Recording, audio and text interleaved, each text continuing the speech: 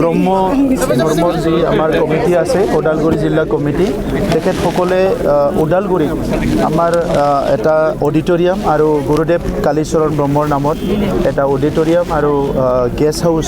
নিৰ্মাণ কৰাৰ কাৰণে যোৱা বছৰৰ পৰা আমাক অনুৰোধ কৰি আছিলে চৰকাৰক আৰু যোৱা বছৰত অলপ ফাণ্ড নাটনি হোৱাত এই বছৰ 1,98,00,000 ফাণ্ড আবণ্টন কৰা হৈছে আৰু হিচাপে আজি আমাৰ ইয়াত আধাৰশিলা স্থাপন কৰা হৈছে ব্ৰহ্ম ধৰ্ম আমাৰ গুৰুদেৱ কালীচৰণ ব্ৰহ্ম প্ৰচাৰ কৰিছিলে আৰু ভাৰত স্বাধীনৰ আগতে গুৰুদেৱ কালীচৰণ ব্ৰহ্মই বড়োসকলৰ মাজত সংস্কাৰ আনাৰ কাৰণে সমাজখন এটা ডিচিপ্লিনেৰী আগুৱাই লৈ যোৱাৰ কাৰণে বহুতখিনি কাম কৰি থৈ গৈছে আৰু তেখেতৰ যি আদৰ্শ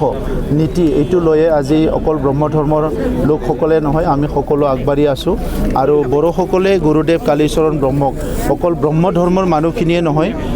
নান ব্ৰহ্ম ধৰ্মৰ মানুহখিনি যিখিনি আছে সেই সকলো গুৰুদেৱক গুৰুদেৱ বুলিয়ে মানে আৰু সেইকাৰণে গুৰুদেৱৰ আশীৰ্বাদত আজি আমাৰ এটা সুন্দৰ সমাজ আমি পাবলৈ সক্ষম হৈছোঁ সেইকাৰণে গুৰুদেৱৰ নীতি আদৰ্শ বচাই ৰখাৰ কাৰণে আহি থকা নৱপ্ৰজন্মক সেই নীতি আদৰ্শ তেখেতৰ যিটো বাণীবিলাক প্ৰচাৰ কৰাৰ কাৰণে ব্ৰহ্ম ধৰ্ম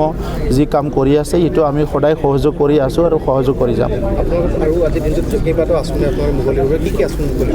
বিশেষকৈ আমাৰ এটা নামঘৰত এটা আঁচনি আছে আৰু ওদালগুৰিত এটা ভাল খবৰ আছে আমাৰ ইয়াত ৰবিৰাম ব্ৰহ্ম দাদাই আৰ্টিষ্ট ভিলেজ এখন বনোৱাৰ কাৰণে বহুত বছৰৰ পৰা চেষ্টা কৰি আছে কিন্তু তেখেতে ফাণ্ড পোৱা নাই এই বছৰ মই তেখেতৰ আৰ্টিষ্ট ভিলেজখন ডেভেলপ কৰাৰ কাৰণে য'ত আৰ্টৰ লগত জড়িত থকা বিভিন্ন যুৱ যুৱতী বা ছাত্ৰ ছাত্ৰীসকলে ইয়াৰ পৰা বেনিফিট হ'ব চ' তেখেতসকলৰ কাৰণে 1 কোটি টকা আবণ্টন দিয়া হৈছে ইয়াৰো আধাৰশিলা আজি স্থাপন হ'ব থেংক ইউ